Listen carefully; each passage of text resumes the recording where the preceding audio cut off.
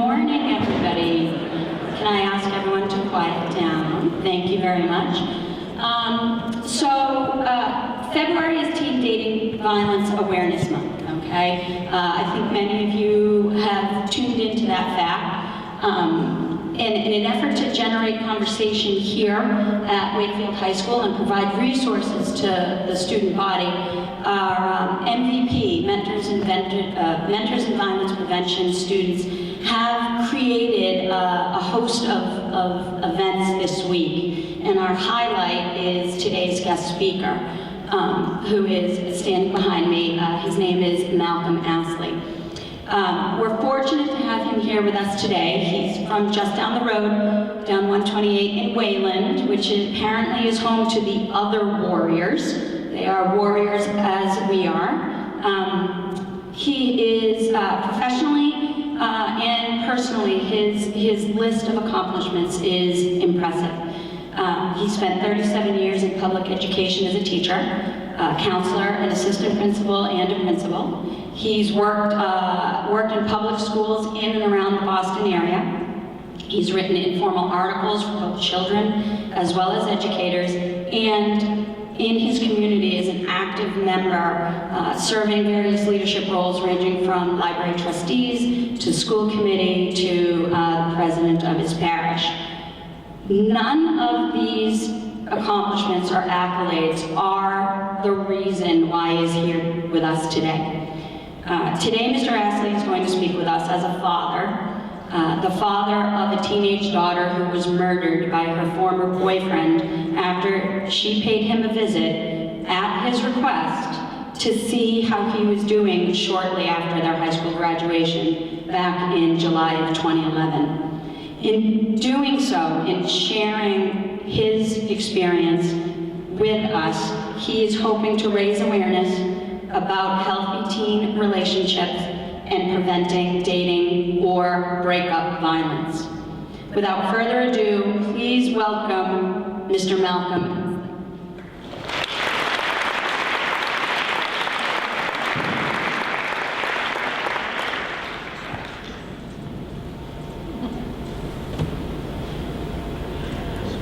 Life is technology.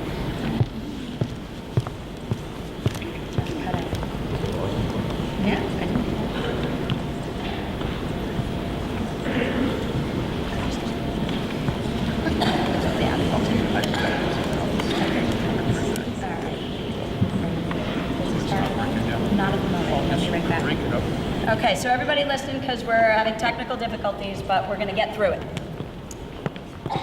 So I'll crank it up a little bit, and sorry to be yelling at you. Good morning. Happy Valentine's Day. Thanks to Mentors in Violence Prevention Faculty Advisor Kim Margolis, your principal, Amy McLeod, Superintendent Lyons, and Chief Smith for inviting me to work with you on the challenging matters of dating and breakup violence, their causes, and most important, their prevention, all in the interest of positive, rewarding relationships, which is what Valentine's Day is supposed to be about. And also, the harder part, safe and effective partings, which are necessary of challenging. And often, the partings are often a miserable part of life for all of us.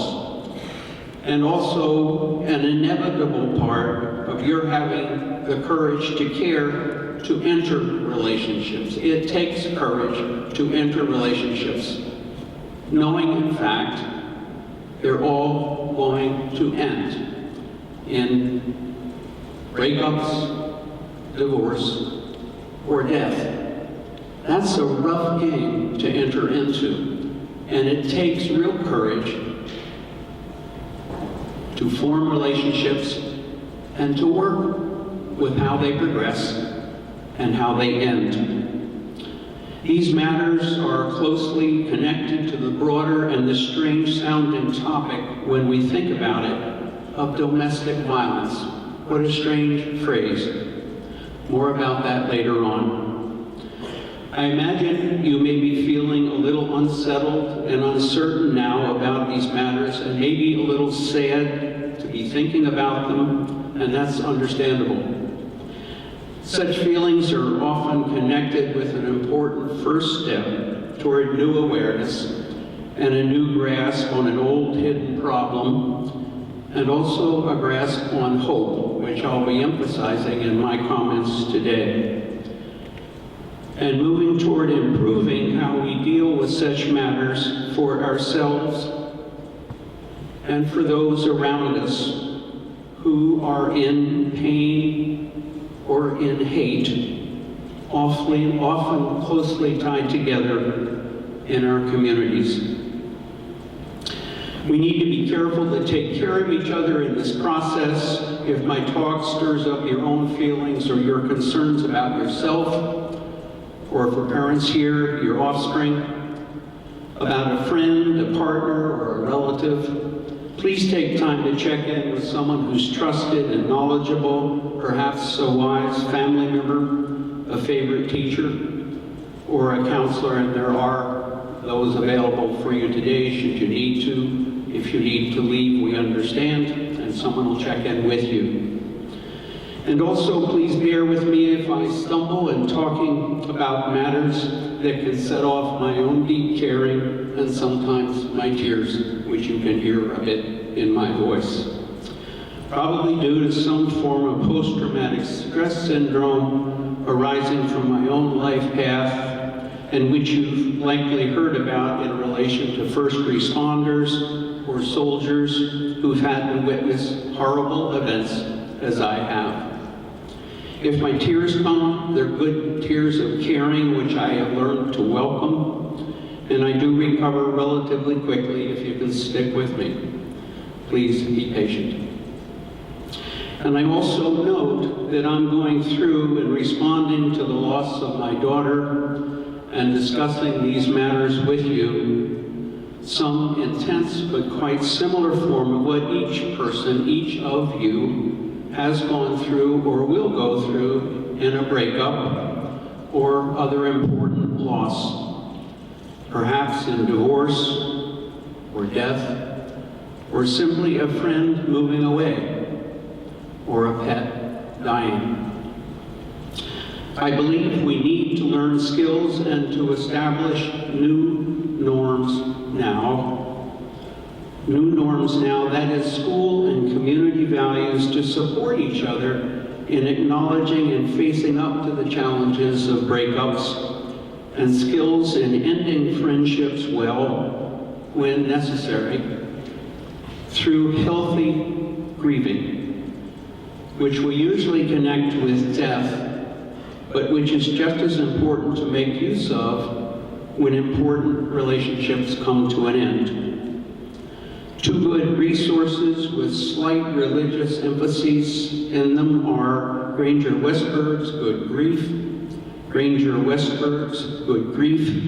and Earl Grollman's Living When a Loved One Has Died. Earl Grollman, Living When a Loved One Has Died.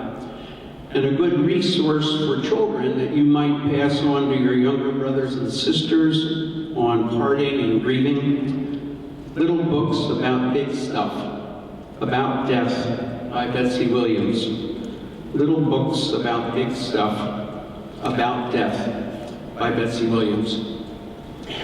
Healthy grieving also involves knowing how to support someone else who is grieving, as you get to do with me this morning, though you didn't exactly volunteer to do that, and for which, finally, I'm very grateful.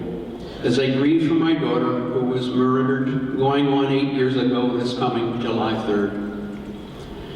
And as I mourn or grieve much more consciously now than I did before Lauren's death, for each of the newly appearing victims month by month in Massachusetts, at least 105 additional male and female victims, but mostly female by far, who've tragically been murdered in our state of Massachusetts by their largely by far male partners since Lauren's death.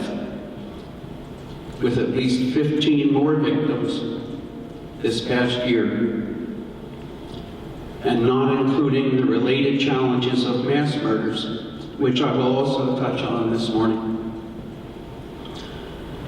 From the national and state Youth at Risk survey information gathered every 2 years that I think you take part in, yes you do, we know that relationship abuse and violence is much more common than we like to think, involving about 1 in 10 teenagers. 10% of you will encounter those challenges. We know that 1 in 3 females and 1 in 4 males experience significant violence in their lives from an intimate partner. We know that such violence is started by both females and males and occurs in both heterosexual and homosexual relationships. We know that a very small number of males take the violence to a much higher and even deadly level, as in my daughter's case. And what we tend not to talk about, we know that male-on-male violence is an even much bigger problem, to which I think we need to pay far better attention, but it's not the main focus of my talk this morning. I believe that it's largely from the male-on-male or boy-on-boy violence that the male-on-female violence proceeds.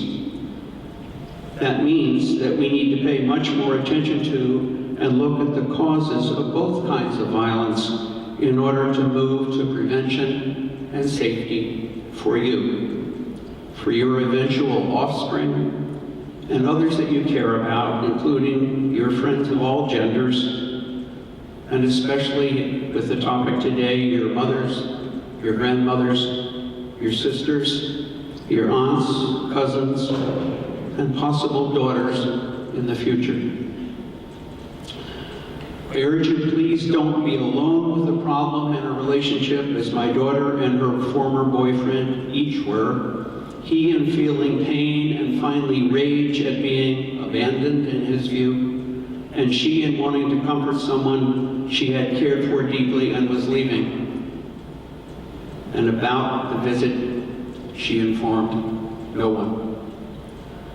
Please do hold on to your courage and strength needed to face up to these problems.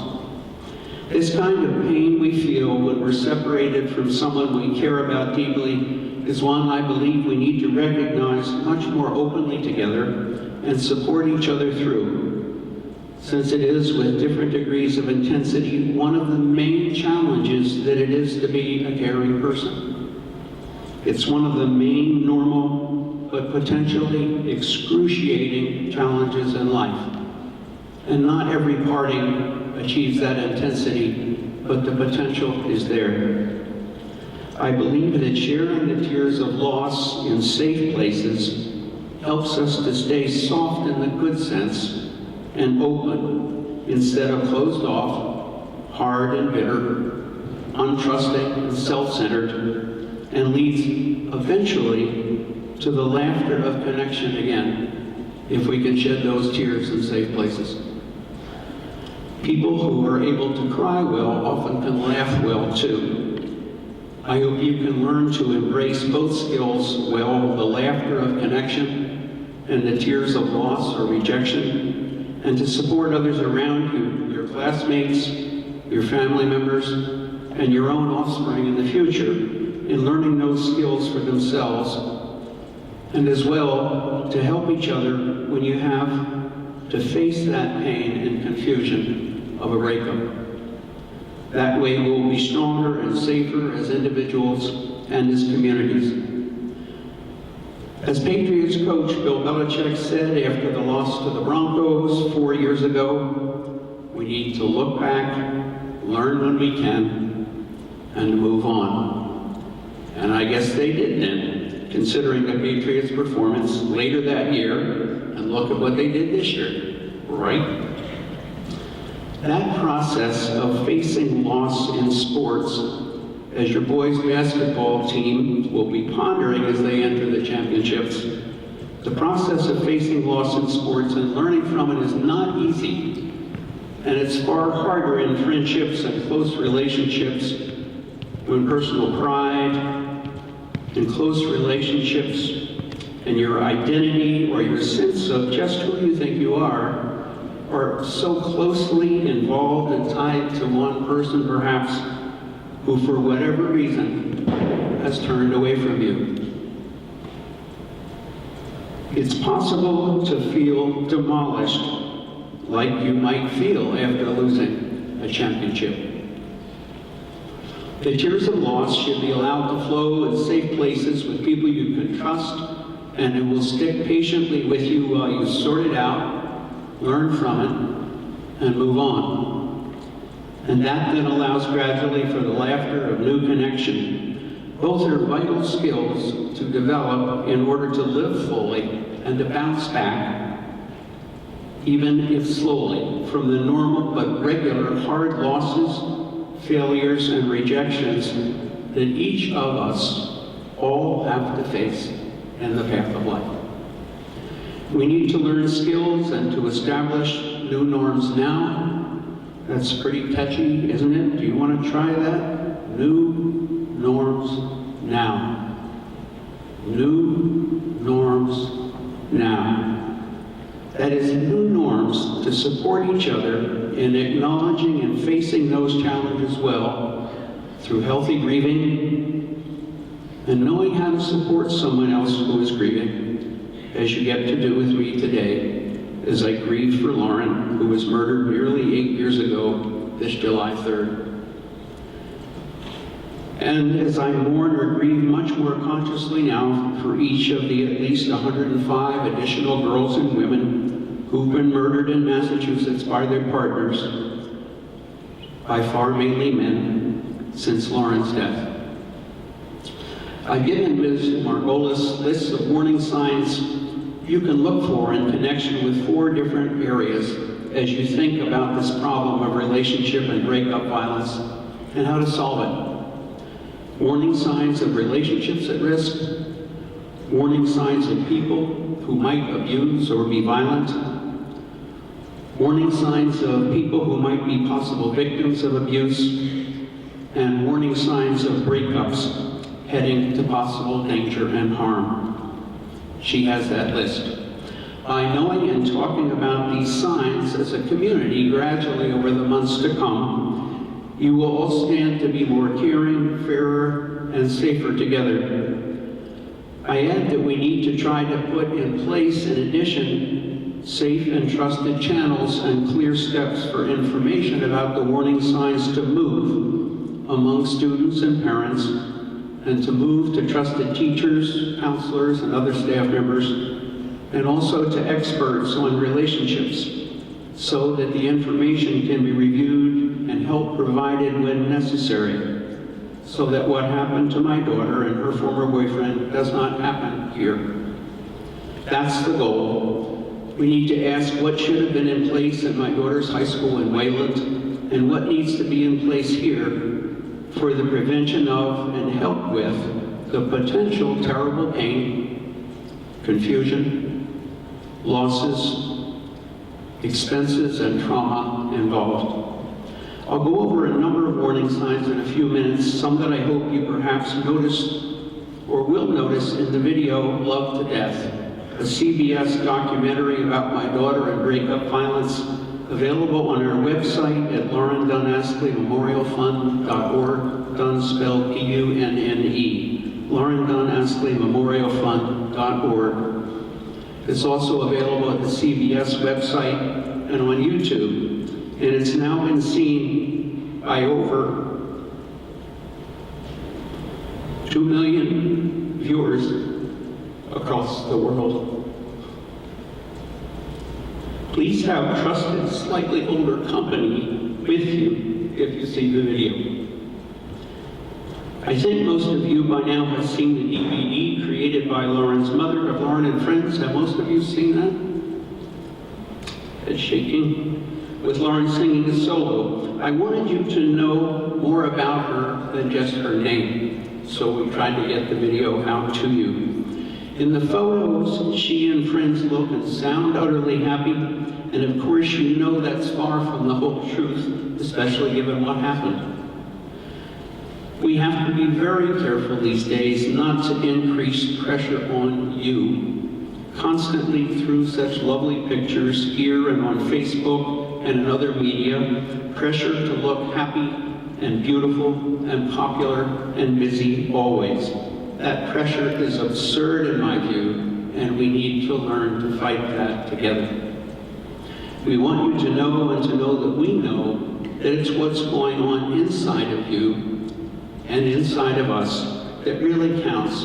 And we need to do a better job in providing safe places for you to talk about and work positively on what's going on inside you, including your questions, your worries, your wishes, hopes, and dreams, your pains and fears, and also your interests and the progress you're making each day along with the challenges that you're facing. All that sparkle that you saw in the DVD of Lauren is gone now. A kind of sparkle that's similar to that in each young person and in each of you, your own unique sparkle, which we hope each of you learns to recognize and treasure and build and support inside yourself and also support in the others around you. Her voice is silent now. Her stuffed animals are steadfast and waiting in her bed for a return that's not going to happen. You may not all know the hard news that Lauren was beaten, strangled, and slashed to death by her former boyfriend when she was 18. She would have been about 26 now. He is now serving a life prison term without parole. 2 lives have been completely wrecked and thousands of people hurt and damaged in the process.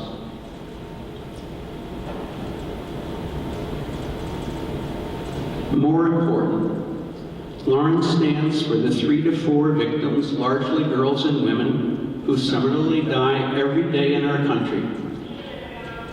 And in fact, in all genders, races, types of locations, and socioeconomic conditions. At any given time in Wayland, where I live, and in neighboring towns of similar size, there are 20 to 40 restraining orders in effect, indicating there's been violence in a relationship or a family. You may want to check the figures for your own town. For our country, the total murders of mainly girls and women, but also other genders, largely murdered by boys and men, adds up to about 80,000 so murdered in our lifetimes. About the same number as that of the American soldiers who died in World War I. The fatality rate for males by males is even much higher. We need, in my view, to look much more carefully at what we're doing to our boys and young men and how to change the harmful training in our culture toward control and domination and hyper or exaggerated masculinity and toward shame and violence about which we've often been silent. I want to emphasize early on that I think the vast majority of boys and men find the violence against girls, women, other males, and other genders to be disgusting and repulsive. By far, most males feel that way. Even if part of all of us is fascinated with these issues of pain, unfairness, and violence. We all tend to slow down when we see the scene of a violent accident. The real challenge is in building the abilities of boys and men to act on their disgust about the violence with good old male virtues, even if shared also with girls and women and other genders. The virtues of courage, strength and determination, caring and creativity, to join with girls and women to take definite and safe steps to prevent violence together.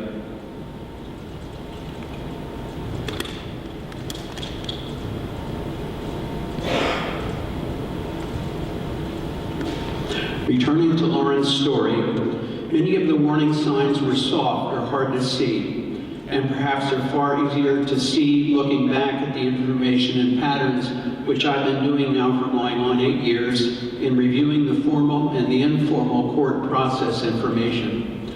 In terms of warning signs of relationships at risk, it slowly became clear that Lauren was spending increasing time in her boyfriend's home territory. It became clear that some of her friends were wary of him at times and saw him as somewhat distant, at times possessive, and potentially angry. But isn't that what love is about? Maybe we have to be a little careful about what we're actually saying on Valentine's Day. Don't we say, be mine? Maybe we should be looking at and modifying what we're saying to each other, emphasizing mutual caring and not possession or ownership. It became clear over time that the relationship involved more than the usual number of conflicts and breakups, and that the breakups were incomplete. It became clear later that Lauren was taking on too much responsibility for looking after her former boyfriend after the breakup. Kind as that act seemed to be, but was in fact dangerous for her as the leaving partner. Breakup by cell phone, text, or email may in fact be most appropriate. The safest approach to breaking up, cold and abrupt as it may feel and appear. It cannot be, this is important, it cannot be the responsibility of the leaving partner to look after the one who was left. But we in our communities must provide support for both partners, and perhaps especially for the partners who've been left, so that there's comfort and outlets for the pain and the possible over-shame and confusion, so that both partners are safe. It became clear that Lauren and her friends, his parents, and I did not know how dangerous it is to see a former partner alone, especially near the time of a breakup or the day of divorce, the most dangerous times in relationships. In terms of warning signs of a person who potentially abuses, it came out during the trial process that there had been several steps toward violent harm by Lauren's former boyfriend at several points in their relationship, though the information was not being gathered and passed on so that experts could be alerted and help could be provided. You may notice in the video Love to Death, if you see it, that the former boyfriend was discovered to have broken the tent pole at a graduation party where he was frustrated in not being able to see Lauren. It was discovered also that he punched a hole in the wall of his home out of anger at some point, and we can all be tempted to do those things. But if the pattern is there, we need to share information so help can be provided. Not known by many, has been said also that he broke the windshield of his mother's car after she picked him up at the graduation party. That information didn't move. And probably it didn't move partly out of shame and concerns about privacy, obstacles that we need to plan appropriate ways to get around. Privacy should not hide the fact that two people's lives and a community's safety and well-being are in danger. Experts need to know the observed signs seen so that they can help firmly as needed. Risk assessment legal teams have in recent years been set up in relation to domestic violence or family violence incidents. They've been very successful in bringing the fatality rate down. And I believe that we need such risk assessment teams in schools and colleges. You can check to see if you have such a team here, and if not, help put one in place. Lauren's boyfriend had also threatened in detail to harm another boy years earlier when the boy showed interest in Lauren after one of the breakups. The detail is the important element. The more detail expressed about harm, the more the person who is potentially violent can actually be moving toward action. The The former boyfriend was reported to have said he would smash the boy's skull with a rock. When it gets to that level of detail, it's an important warning sign. Her former boyfriend also reportedly had threatened his parents with death in the weeks before the murder, though that information again did not move to those who could think about it and had authority to step in and help. Finally, it came out in informal trial discussions that the former boyfriend seemed not to approve of his own biracial heritage, proud as many are and deserve to be about such heritages. That sign of potential over-shame or low self-esteem is the first sign for potential abuse that's on the list of the state information that I gave Ms. Margolis. We need to be on the lookout for what I call over-shame, or the view in Brene Brown's words, a good psychologist, to Google Brene Brown, not that I made a mistake, but I am a mistake. In terms of warning signs of being a possible victim of abuse, there were the repeated incidents of conflict and rejected breakups that Lauren experienced. That she was ending up attempting to spend so much time at his home has already been mentioned. A perhaps confusing warning sign was also that Lauren was utterly confident that her boyfriend was not a threat in any way. Often, a relationship does not reveal danger until weeks or months into the relationship. It can seem fine, even magical at the beginning, but control over a partner can slowly increase over months and therefore may be hard to detect. It takes real courage on the part of both adults and you, the youth, to acknowledge that scary possible pain and anger can arise from a breakup and a perceived rejection. And with such knowledge, to put kind caring aside for a time, trust the school or college and community to support the partner that you need to leave, and to acknowledge that the leaving partner, that is perhaps you or your friend or relative, may be in danger. It takes courage to be open to that. Those who've been left also need to be sure of having easy access to sound and supportive resources, and also to know where to go to get them for support in that potentially hard process of being left.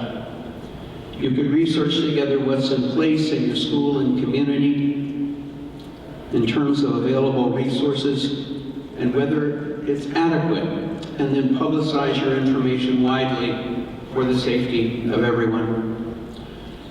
Finally, in terms of the warning signs of an at-risk breakup evident in the video, if you see it, you may notice that the former boyfriend after the breakup became much less active, was often alone, showed signs of deep sadness or perhaps depression, which can be linked with deep pain and also possibly then anger and rage toward the self or toward others, and especially a former partner. A number of the friends also noticed that the former boyfriend was often easily angry and using beer and marijuana often, apparently to numb his pain, as any of us may tend to do, instead of finding safe and more effective ways to look at and soothe the possible hidden pain and confusion, and to learn, and to heal, and to form new relationships where the fit is better. The peers understandably turned away from the former boyfriend and his irritability. Who wants to be with a cactus?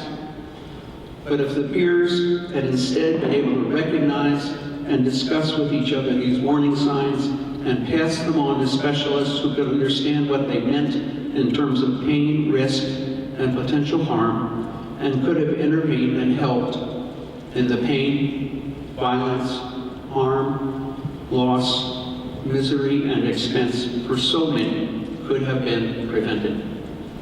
We hope this important work this morning will empower you and your whole community to know the warning signs, to share them when you see them, to have safe, trusted communication channels and specialists ready to receive the information, and to take steps so that intervention and help and safe places to grieve breakups and rejection can be provided, both for comfort and support, and to educate, and for effective steps toward caring, support, and growth instead of violence and destruction.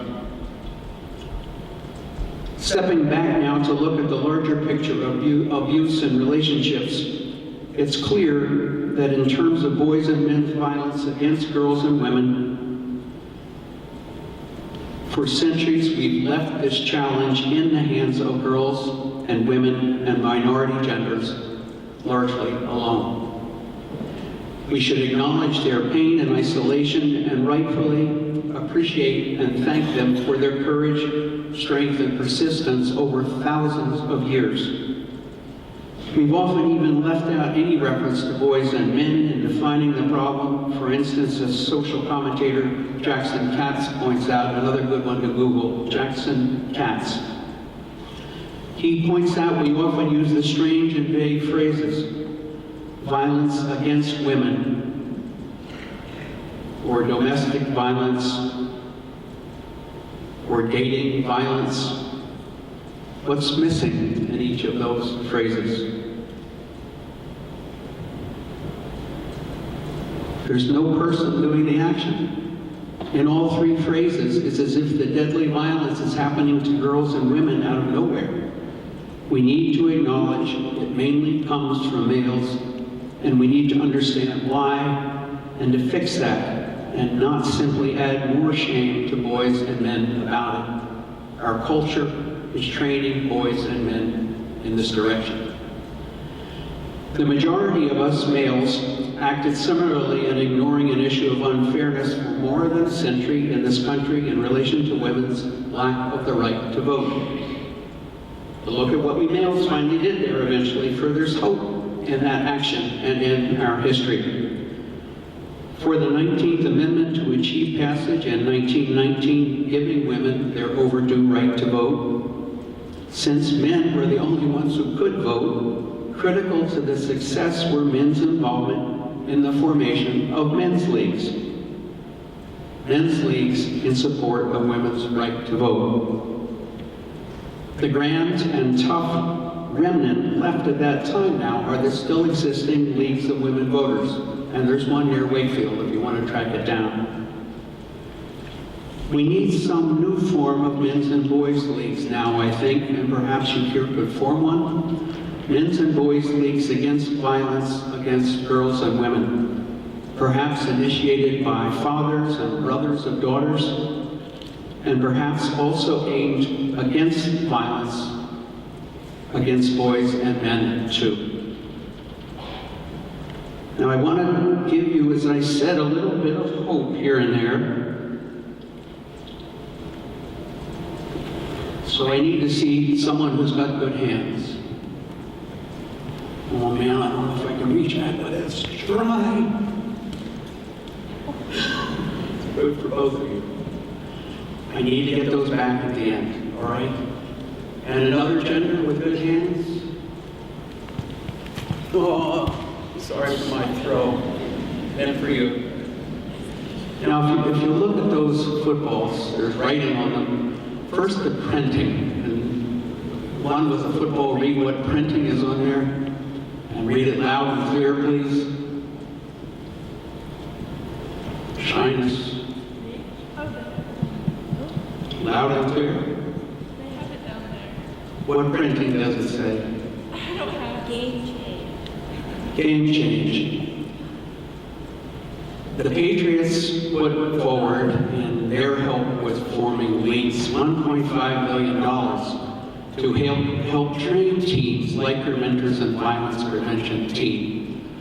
And who's got the football with the writing on it? Can you read the writing? It's very hard to read. The other football? What's it say on there? Can you read it? The writing, the handwriting?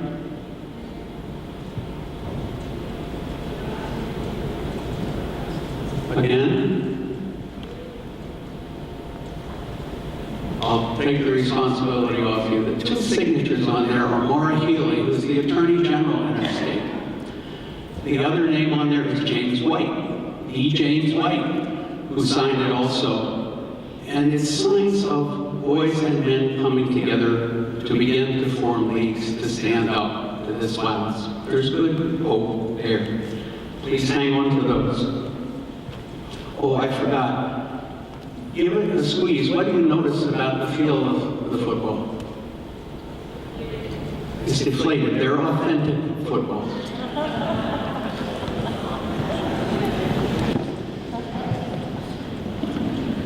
So we're at a confrontational moment in history now, not about the right to vote, but about the right to be free from violence.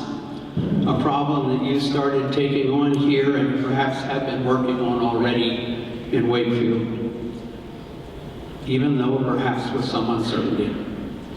Through my ongoing 8 years of clamoring around in the muck of these challenging matters, I've come to see the underlying problem as follows, borrowing freely from others who pondered it before me.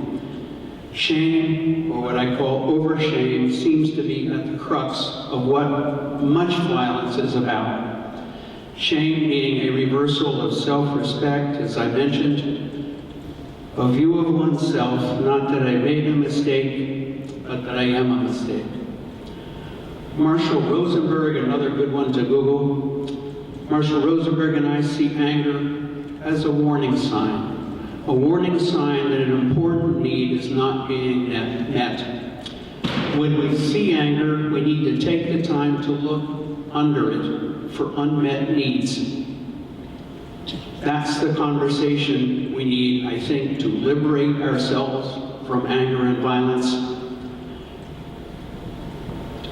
And we need to have that conversation, especially among our males. We can create self-love or self-respect, the opposite of shame, and thus the capacity for mutual respect by respecting and loving, including and beginning with ourselves. Not conceit, but genuine compassion for all the struggles that we're personally up against, and we're all facing stuff. The alternative is an endless vicious cycle which can be seen among many of the males described in the recent Globe articles on Aaron Hernandez, and I hope you'll track that down and read it if you're interested. Former patriot who finally committed both murder and suicide. And his tragic, shame, and violence-filled life are well described in the Globe articles. In the cycle, males, often isolated and uneducated in terms of their emotions and how they work, they seek self-value or status by controlling their circumstances and those of others, and by trying to control other people as a means of trying to get and hold on to self-value and gain respect. To lose value is to experience painful shame, reflected quickly and often as rage. You don't necessarily see the shame, you may see the rage. The coin of the land of male status seeking and shame avoidance is reflected in a phrase from my own youth, and I think still used today. I can take him, meaning I can physically dominate him, and thus I supposedly have more value. And I urge that you gently, lovingly consider the term warriors and why that term was adopted. It was adopted in our town of Wayland as well. We need to think about that.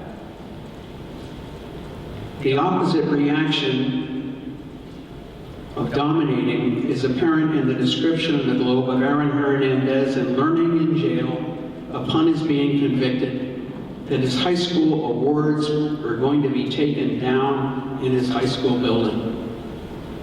The tough guy, the Globe said, who could handle months in solitary confinement, was wounded to learn that his old sports awards were being taken down at Bristol Central High School.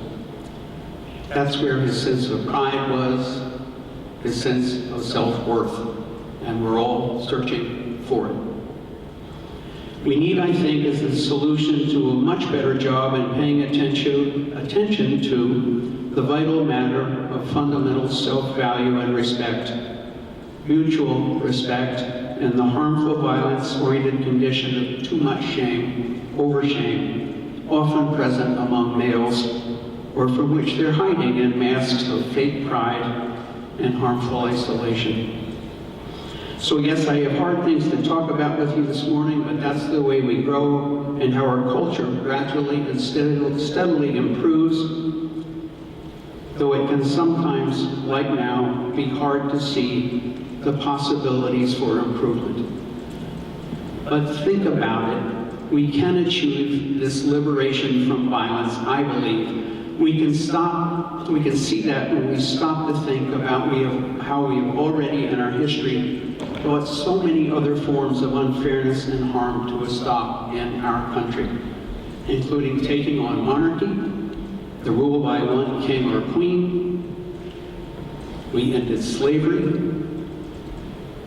There's some signs in the sex trafficking trade we're going to need to take it on again. We ended women's lack of the right to vote. When my own mother was born in 1911, women could not vote. Imagine that injustice, and imagine men not being able to vote and the uproar that would create. We've also addressed gaps in civil rights, gaps in women's right in the workplace, at least part of the unfair separation of the races and segregation, the ignoring of children with special needs who used to be kept in the basements of schools, and children suffering abuse, though we know we have further to go in each of these areas. The main point is we've made incredible progress toward fairness and caring in our country. And the question is, how can we continue our work together to enlarge our circle of caring and fairness and put in place sound steps to prevent the violence we're talking about today.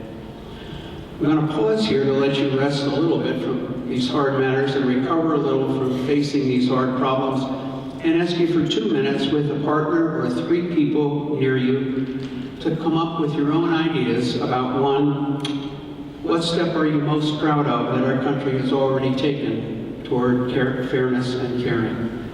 What step are you most proud of that our country has already taken toward fairness and caring? And 2, what's the next step or 2 that you think we could take toward stopping violence toward females and also toward males and increase caring and fairness? Please be sure no one is alone. You have 2 minutes to talk a little bit about those questions. What step are you most proud of in our country? And what is the next step or 2 you think we could take?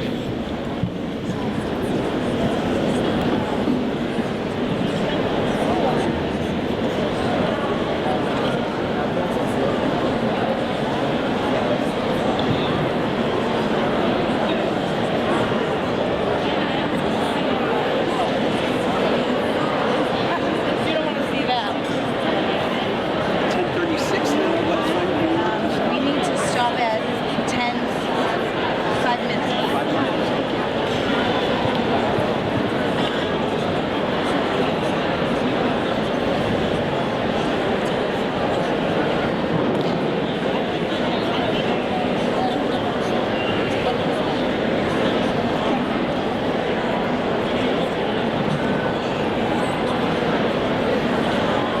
If you could wrap it up, please.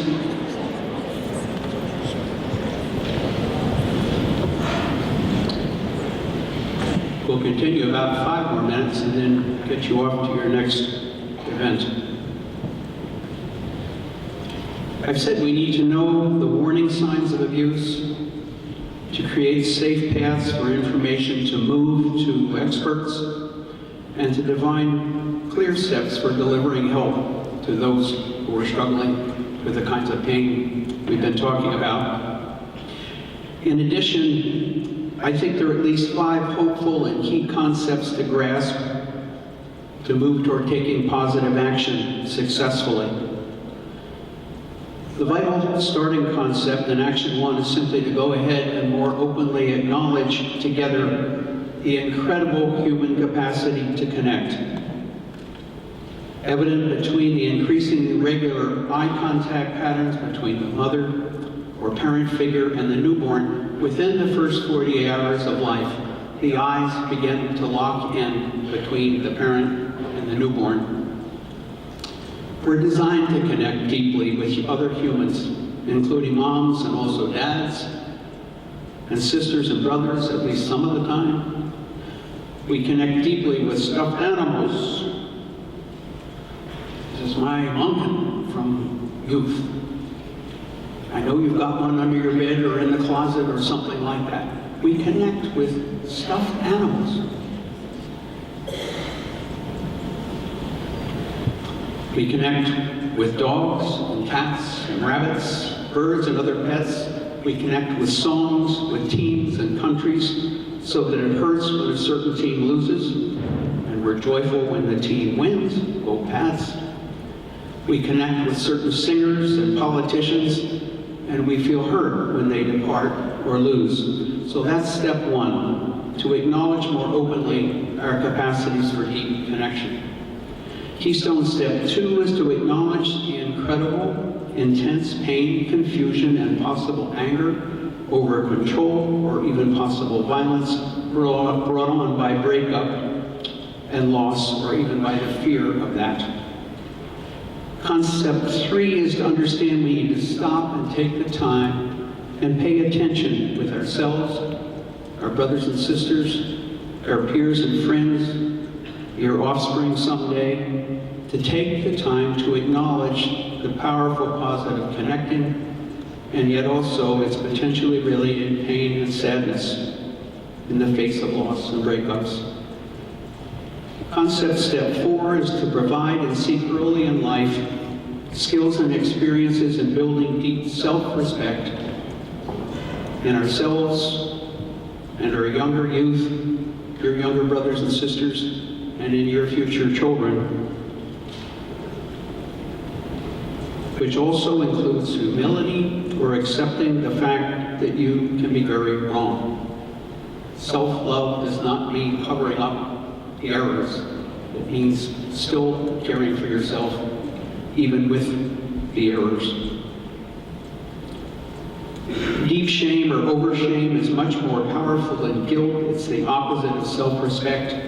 Shame has the capacity to be painfully crippling and to move us toward loneliness and harm of the self or others, or both, as we too often see in murder-suicides. Shame is not just guilt or pain and regret over wrongdoing. It's somehow the view that you're not even worthy of playing in the game. The terrible pain or anguish resulting from overshame can often be seen to be taken out on the community at large, as we've seen repeatedly in the mass shootings. We need to look at what we're doing to our boys and men that creates massive shame, which can be set off toward harm, and especially around a breakup or rejection. We need to find and dismantle overshame and its link with rage. Keystone Step 5 involves awareness of the need to provide and to learn tools, as mentioned in grieving, tools in mourning, that are powerful enough to match up with our incredible capacities to connect. I wonder if you could put in place here, perhaps to juniors and seniors, when you get there, to have a peer breakup advisor program. So kids with some strong skills and empathy and training and empathy can be available to those who are going through those rough times.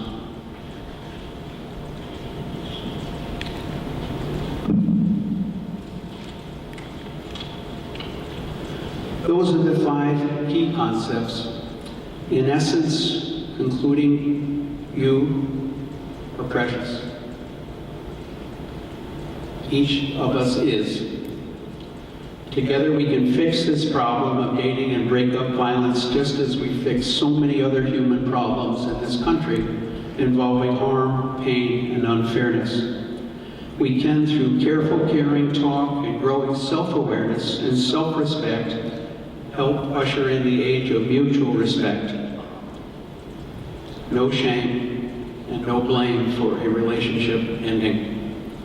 As we say in memory of Lauren and her sparkle and confidence, and in respect of the unique sparkle in each of you, keep on sparkling, keep on sparkling.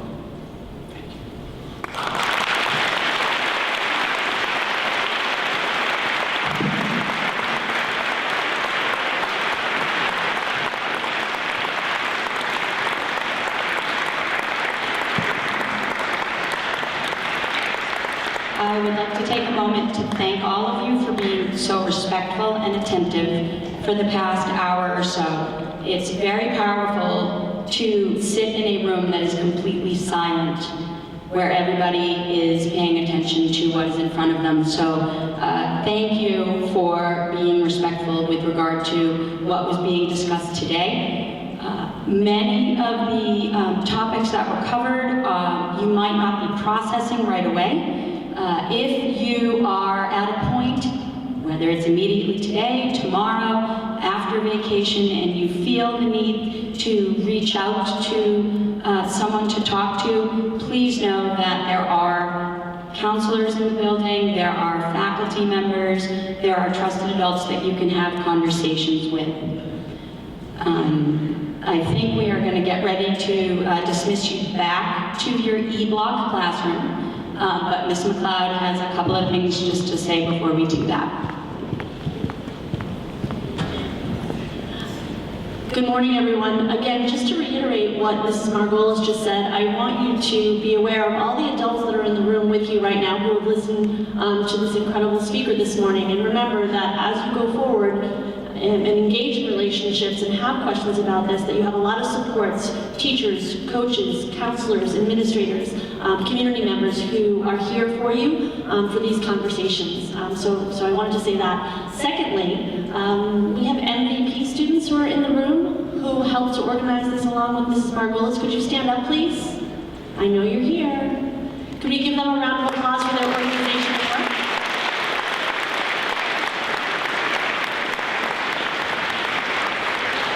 So I want to thank them and Mrs. Margolis for organizing this today, and again for Mr. Astley for coming here and sharing his experience and his learnings with us. We appreciate it.